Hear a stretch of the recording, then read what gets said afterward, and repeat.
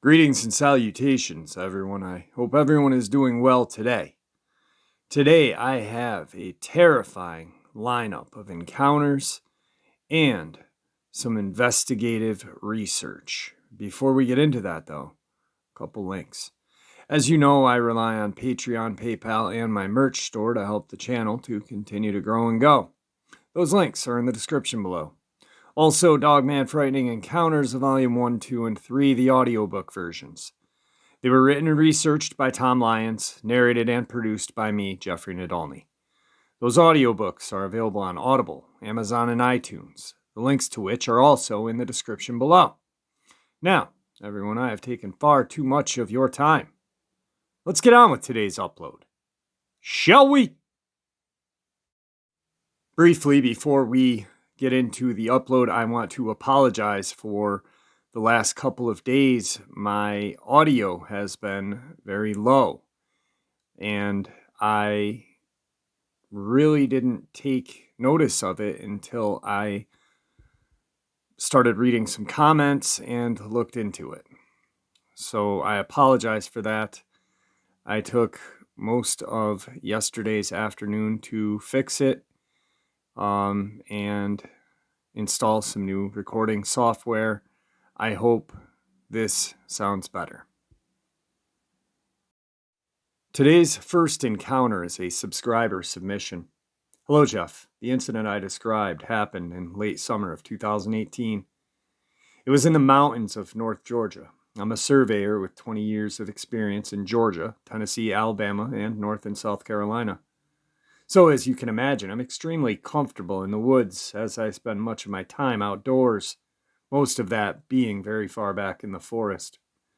On the day this happened, I was surveying a piece of property around a small Corps of Engineers lake, bordered by a large tract of national forest.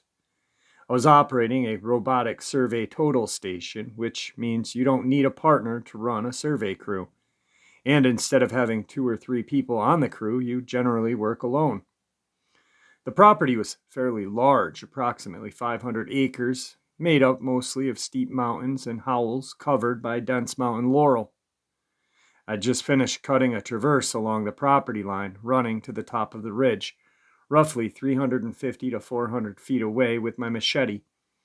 Traverse lines are typically 5 feet wide and cut as close to the ground as possible to ensure a line of sight for the instrument. I had just walked down the slope to get ready to traverse to the top of the ridge when I noticed someone or something, hairy, wearing a hat, slowly walk across the opening that I had just made a few minutes earlier.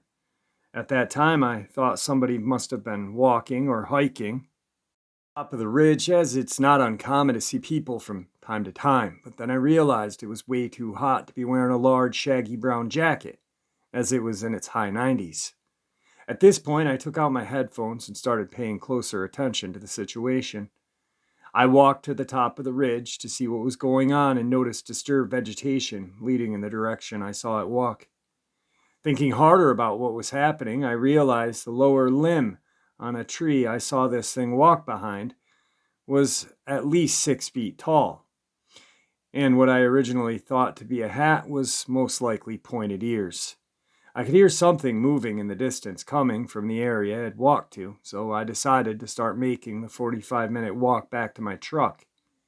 I could hear movement up on the ridge during my walk back, but I didn't think it was moving in reaction to me necessarily. Although I wasn't willing to wait around to find out. I made it to my truck, and since then I've only told 2 people about this experience. That's pretty much as far as this encounter goes. Now I know this was not a bear, as I've seen them around my whole life. I've definitely been deep in the woods and on several occasions experienced all sounds and signs of life just disappear at the drop of a hat. Thank you for letting me tell you about my experience, and I hope it helps someone else understand that they are not alone in their experiences.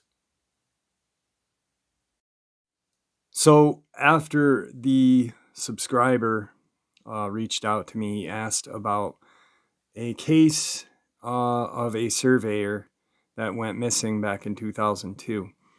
I thought he was talking about Nancy Shaw, the Georgia doctor, but no, he was talking about this case. Funny enough, this is the second surveyor that I've interviewed or had their encounter on this channel. The first one was Bray Road. He was in the area of Bray Road, and he actually saw one of these creatures in a kind of a refuse pit, I guess. But yeah, but this is the case that he was referring to, and I'm going to share a little bit of the information so he can hear it and you guys can as well, because this case happened roughly around where he was. I mean, give or take a few hundred miles, but these things can travel. They are nomadic. They don't just settle down and build a fort and live. They are constantly moving. The case of Christopher Tompkins takes some strange turns. Many believe this supernatural element or otherworldly component. So this missing persons case gets quite interesting. January 25th, 2002, Christopher Tompkins was a 20-year-old young man living with his mother, working for a surveying company. His mother knew the owner of the surveying company. She babysat his children. Christopher arrived at work at 8 in the morning, left his car at the office, and rode with a co-worker to their job site that day in Ellerslie, Georgia. They were working on County Line Road in Ellerslie, part of Harris County. 4 men were working in line formation, with Christopher being at the end of the line. Each surveyor was about 50 feet away from the next in line. The men took a lunch break and got back to work. One of the co-workers was having a conversation with Chris. At one point, he looked away from Chris to complete a task, and about a minute later said something else. When he got no response, he lifted his head up and looked in the direction where Chris was. But there was no Chris. Initially, he thought he may have stepped into the trees to use the bathroom. He called to him a few more times. There was no response. He let the other workers know, and together they walked down where Christopher was. With still no answer, they discovered Christopher's work boot hanging on top of a barbed wire fence and all his work tools on the ground, but no Christopher. After not being able to find him, they called 911 to report him missing. The police advised that they could not investigate until after a 24-hour period of time had passed. Christopher's mother was notified that Christopher was missing around 4:15 p.m. She questioned why it took so long for someone to let her know what was going on. The next day, after the required 24 hours had passed, the police conducted an area search. Near where the boot was found, they found a blue piece of fabric that matched the material of Christopher's work pants. They also found 12 cents on the ground right underneath it, as it had fallen from his pockets. They would find nothing else. The co-workers were questioned, although the police publicly stated they believed Christopher had just walked off. One co-worker obtained an attorney a week after, although no one is sure why. Christopher's mother believes the co-workers know more than what they are saying, and she also believes that Christopher is no longer alive and met with foul play. 5 months after his disappearance, a local farmer was walking his property and finds a lone boot in the swamp at the edge of his land. This boot would be identified as Christopher's, and it is determined to be less than a mile from where the spot was where he disappeared from. Now, I've talked about this case plenty of times. There is lots more information, but I believe there was foul play, but not of the human kind. I believe the men were all lie detected, even though that is inadmissible in court. It still is somewhat valid. But we're talking 20 years. If someone did something like, a heinous crime against Christopher, in 20 years, something would come out. We all know how humans are. We talk. I believe that it was either a Dogman or a Sasquatch, and he met his end to. Uh, some people speculate on portals, um, which is a very good theory. I mean, actually, at this point, any theory is a good theory.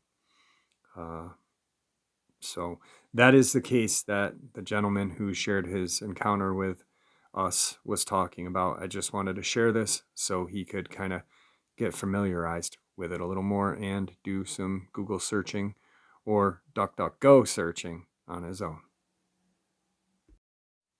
Today's second encounter is a feral human encounter. I'm a hunter. I like to hunt wild boar specifically. Though I've been deer hunting and have been known to go turkey hunting for Thanksgiving, I mostly hunt boar. For those of you who don't know, boar are a big problem in the United States. A sow can have 2 litters a year, and it's not uncommon for a litter to consist of 10 or more pig. Given that pigs eat anything and everything, it's not hard to see why the Department of Fish and Wildlife makes it legal to hunt them with almost no restrictions. In my state, it's illegal to hunt most large mammals with night or thermal vision scopes, with the exception of boar or coyote. I've been saving for a year, mostly fun money. It's hard to explain to your wife that a scope that costs literally twice as much as the rifle I was mounting it on is worth it. But I did it. I took it to the range, sighted it in. There was an area that was peppered with boar activity that I knew would be perfect for a night hunt. It was easily accessible with my truck, with easy to find spots that I could set up in that overlooked a large, easy to navigate clearing. The night started uneventfully. Most of my time I was tinkering with my new toy, cycling through the settings. I was a little impatient. I had spotted multiple deer, but they were out of season, and like I mentioned, my current setup was not legal for deer. I moved to another spot I had seen earlier, and it wasn't much better than the first, but it gave me something to do and a new angle to look around with my new scope. After an hour or so of glassing the area, it dawned on me. This spot doesn't have much animal activity at all. No rabbit or owl. The deer I had seen were hundreds of yards from where I was. Why was this pocket of land so dead at night but lively in the day? I'd set up around 10 p.m., and it was about 2 in the morning when I started to think about packing up, maybe setting up a target before I left and taking some practice shots. I heard a crunch come from the direction I came from before. I planned my scope over and saw a silhouette of a small bear pushing through the brush.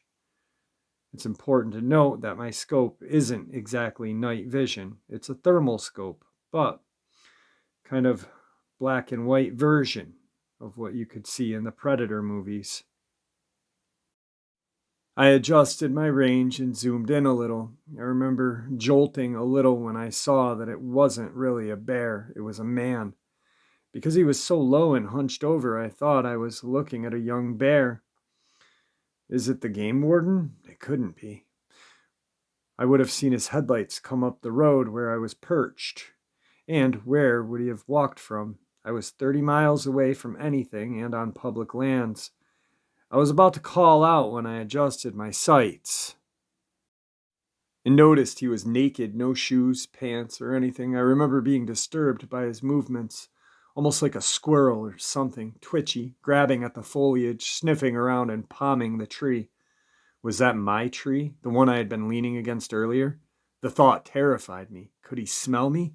Then he did something I still have nightmares about today. He squatted and placed his hands in the dirt between his feet and stared straight up like a dog mid-howl. And I heard it, a voice coming from that direction, a very compelling female voice. "Help! I'm lost!" There was a long pause, but neither of us moved a muscle. The center of my sights were trained on the dirt in front of his heel. I couldn't bring myself to aim directly at another person. It went against everything I had been taught about firearm. "We're lost!" Was this some guy and had gone crazy out here? Why was his voice so feminine? "Help, please, I can't walk," the voice called out. That's when I called BS. Not only could he walk, when I first saw him, he was traversing the land with ease for a naked person. So good I mistook him for a bear. That's messed up. This guy was trying to lure me to him with a damsel in distress routine. Luckily, the lack of activity before caused me to pack up most of my gear. I think I may have left behind a hat and a sitting pad, but I didn't give a crap at that moment. I took my eyes off him for just a moment to get my pack on, buckled my chest strap, and scrambled for my rifle. To my horror, he was in the same position, but his face was staring in my direction, and I swear I saw him smile. The thermal scope has an effect that makes an animal's eyes appear white. How the hell had he heard me get up and put my gear on? He must have easily been 150 yards away. Piss off, I screamed in that direction. He stood upright, and it hit me how tall and skinny he was. Easily 6 feet and lean. He took a couple long strides in my direction, and I instinctively sent a round sailing above his head into the tree line. He was freaky as hell, but he didn't really threaten me. What would I tell the cops? I was unwilling and unready to shoot someone. He stopped dead in his tracks and hunched over down on all fours. The next one will screw you up. Go away. He stayed on all fours, and this time I had my sights trained on the center of him. His eyes were just above the grass like a large cat or something. I was trying to stop my trembling, and I knew that my voice had a crackle in it. I was terrified. That standoff probably only lasted a minute or two, maybe less, but it felt like forever. In an instant, he bolted left toward the tree line opposite the road. So much for not being able to walk. I could barely keep an eye on him with my scope, he moved so fast. He disappeared into the brush, and I sent another bullet, sailing high in his direction, racked another round and tried to pocket that mag and swapped out for a fresh one, but I dropped it. I didn't bother looking for it. I wasn't far from my truck and I wanted to get out of there. I could hear him in a distance yelling in this weird sound that could have been a laugh or a cry. I scrambled up the trail and arrived to my truck, out of breath, tossed my gear into the cab, kept my rifle in the passenger seat, and sped off. For the longest time, I told the story from a perspective of having spotted a deranged crackhead living off the land like some sort of caveman. I reported it to Fish and Game, but all they did was scold me for hunting at night alone. I never received an update. It wasn't until I told this story on a camping trip that my nephew told me about Wendigo, rake, and skinwalkers. My story scared the shit out of him because the spot we were camping in was technically the same forest I saw that thing, just 50 miles east of it. He was so spooked, his mom, my cousin, had to take him home. She was really upset. I've gone down the rabbit hole on these stories. I'm not saying what I definitely saw was a skinwalker or rake or what have you. I'm saying if these things exist, I may have dodged quite the bullet that night. Or maybe it was just Tweaker being Donnie Thornberry in the middle of the night. Either way, I just wanted to share this. All right, today's third part of the upload is an update. Now, I've been doing updates on a lot of the cases that I've covered. This one, I have not done an update, and it happened on New Year's Eve of 2021, or New Year's Day 2021, excuse me. I waited on this one because I wanted to see what would happen, and apparently I was not wrong. I honestly thought they would not find this person, and unfortunately they have not, which just makes it all the more horrifying because we are now some 10 months into this case. January 11th, 2021. It's been 10 days since 28-year-old Jessica Nicole Stacks disappeared somewhere along the Tallahatchie River in Union County, Mississippi. Her family fears the worst. My soul is telling me that something is very, very wrong, Jessica's mother, Kathy Story, told Dateline. I feel it when my kids are hungry. I know when they're sad. Right now, I don't have a good feeling at all. Jessica of New Albany, Mississippi, was last seen Friday, January 1st, 2021, according to Sheriff Jimmy Edwards with the Union County Sheriff's Office. Jessica's boyfriend, Jerry Wayne Baggett, told law enforcement officials that he and Jessica had launched their boat in the river near County Road 46 Bridge in the early morning hours of New Year's Day. They were on the water for a couple of hours when Jessica reportedly got out of the boat and made her way toward the North River bank in the direction of State Highway 30, Baggett told the sheriff's office. Her purse and car keys were left behind, he confirmed. Sheriff Edwards told Dateline that Jessica's cell phone was later turned in by an individual who stated that he had it because Jessica and Baggett had planned to call him on it to be picked up at the end of their boating trip that day. It wasn't until 10:15 p.m. that evening that Union County Sheriff's Department was informed of her disappearance, Sheriff Edwards told Dateline. Hours felt like days for Jessica's mother, Kathy, who said she couldn't sleep as she waited to hear from the authorities. When January 2nd came and went without a sign of her daughter, Kathy knew something was wrong. January 2nd was her brother's 15th birthday, Kathy explained tearfully. She was very close. She would have never missed his birthday. He's autistic and doesn't understand why she's not here. Sheriff Edwards told Dateline that the search and rescue teams were deployed, but because the river had flooded from heavy rain that pounded the area at the end of December, divers were not immediately able to go into the water. Instead, drones with thermal imaging cameras searched the river bottom between Tallahatchie and Highway 30.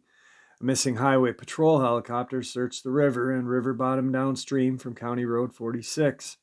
Heavy brush on the riverbanks were searched, and Sheriff Edwards told Dateline that a coat they believed Jessica had been wearing was found. It's not known what else she was wearing that day. On January 9th, after the flooding had subsided, 6 divers entered the 40-degree waters, but nothing was found. 2 cadaver dogs from Huntsville, Alabama, and their handlers also searched the river over the weekend. Other law enforcement agencies, including personnel from Mississippi Wildlife and Fisheries, Union County Search and Rescue, Mississippi Highway Patrol, had searched the river and river bottom on foot, using ATV vehicles and boats. The Mississippi Bureau of Investigation has also aided in the search. We're exhausting all options in order to find her, Sheriff Edwards said. It's important to us that we find her, and we are not giving up. Jessica's friends and family have also formed search parties and started their own investigations, hoping to find some answers. Jessica's mother, Kathy, believes there's foul play involved in her daughter's disappearance. She didn't just walk away, and if she was hurt, we would have found her, Kathy's mother told Dateline. Someone did something to her. I know it. Or something.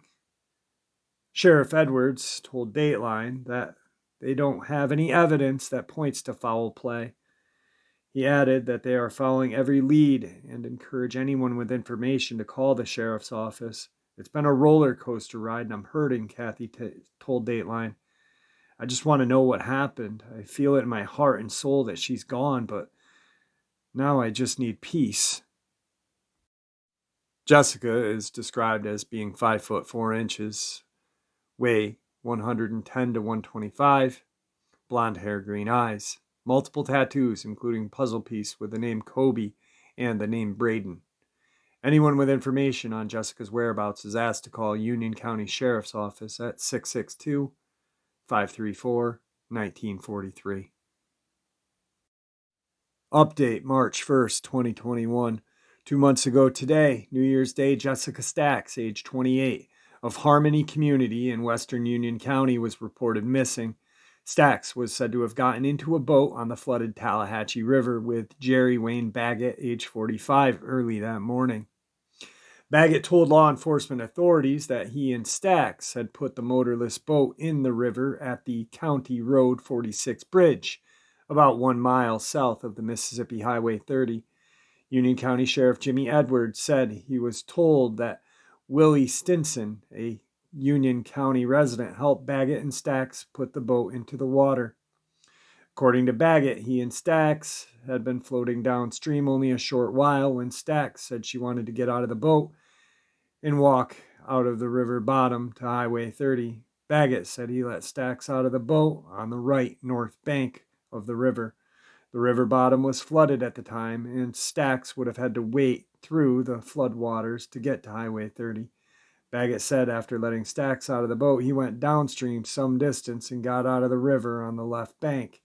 Although Baggett said Stacks got out of the boat sometime Friday morning, it was 10:15 p.m. that night before she was reported missing.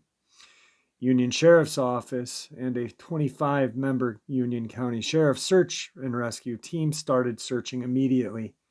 During the 2 months since New Year's Day, the search for Jessica Stacks has included not only Union County law enforcement and emergency personnel, but many other resources. Law enforcement efforts have been hindered more than helped by extensive speculation on social media, specifically Facebook, individuals claiming to know something about happened to Jessica Stacks have posted their theories and speculations on Facebook, sending law enforcement officials on wild goose chases following fruitless leads. Union County Sheriff Jimmy Edwards told NE Miss Point News yesterday that someone posted something on Facebook on Saturday, February 20th, saying they know where Jessica Stacks was buried. Deputies checked on this person who knew where Jessica was buried, but no usable information resulted. Then on Sunday afternoon, February 21st, someone called saying they were riding an ATV and saw a body under a rocky ford bridge. The caller was told to stay at the scene, and county deputies raced to the scene on dangerous blacktop roads. However, when the deputies got to Rocky Ford Bridge, no one was there, and officers found no footprints or ATV tracks in the snow that would indicate anyone had actually been there. Sheriff Edwards said an attempt will be made to trace the call with a subpoena of telephone records, but he said even if law enforcement turns up the telephone that made the call, I'm not sure we can prove who was holding the phone when the call was made. The case of the missing Jessica Stacks has drawn extraordinary interest, not just locally, but from other states as well. The growth of the internet and social media, especially Facebook, has given rise to a swarm of wannabe detectives, psychics, people who have visions and see things in their dream, etc. A great many such self-anointed experts have contacted and advised local law enforcement with their opinion and criticism about where Jessica Stacks may be. None have produced useful information, but dealing with them has taken a great deal of our time and energy. 2 months have gone by, many hundreds of man-hours and many thousands of dollars worth of resources have been used, but Jessica is still missing. It is a still active case, Edwards states. We will continue to follow every lead we get in our efforts to find Jessica Stacks. This is the final update, and there is no more information or updates available as of this date, June 9th, 2021. After a half a year, authorities still don't know where Stacks could be, and her baffling disappearance has turned into the longest-running missing persons case in Union County. Sheriff Jimmy Edwards' memory. Edwards' memory goes back a long way as well. He's been sheriff since 2012 and has been involved in local law enforcement since 2000. No charges have been filed in connection with the case. Authorities have run down every lead they have had. The case has turned cold. It was publicized everywhere, and we followed up on an awful lot of stuff that later proved to be dead ends. Anyone with information about the case is asked to call the department. Jessica Sweenor Stacks, 28, was reported missing just after 10 p.m. Friday, January 1st. Stacks and a male companion launched a boat in the Tallahatchie River Friday morning, January 1st, at County Road 46. The two apparently planned to float downstream on the little tin boat. When the water was high, people often shoot wild hog from the river. It's unclear if that's what she and her male companion planned on doing. Stacks later got out of the boat, and authorities were notified about 10 p.m. that night after she failed to turn up. About 50 people were originally searching for her.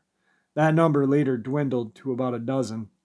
The searchers included 2 game wardens from Itawamba County, members of the Union Search and Rescue Union County Sheriff's Department, as well as the MHP helicopter and thermal imaging drone. Authorities searched until around 3 a.m. January 2nd, then resumed the search the next morning into the night, and on Sunday, officials searched all day until dark. The search area included an area from County Road 46 at the Tallahatchie River Bridge to the Rocky Ford Bridge on Mississippi Highway 30 west in Etta. Searchers combed the area, later locating the boat about a mile upriver from the Rocky Ford Bridge. Her purse was in the boat, authorities said. Sheriff declined to identify the man she was with. Stacks left several footprints behind near the river. She hasn't been seen since leaving that boat. Her boots were later found. They had been cut off of her. Her coat and gloves were found near her boots. She did not have a cell phone with her at the time she had left the boat. It was later located and turned in, Edwards said. Stack's 3 children are now being raised by a relative in Texas, the sheriff concluded. Interesting that last update on June 9th failed to name Baggett as the male companion. Also, that last update, information from the 2 previous updates were the same, but they mentioned boots being cut off. I find that kind of weird because I don't believe the boots were cut off. I had read every article about this case and none had mentioned the boots being cut off, and there were a lot. I know that no foul play had been mentioned by the sheriff, and I believe him. He did not take this case lying down. I believe that Baggett was probably interrogated very aggressively. That's just my observation or theory, excuse me. My theory is that she got out of the boat. She may have been scared. They may have seen something on the opposite side and she wanted to get the heck out of there very quickly. There was maybe something on the other side waiting for her. Whatever that may have been, Dogman, Bigfoot. There has been numerous cases of Sasquatch and Dogman cases in that area. Yet it's not spoken about.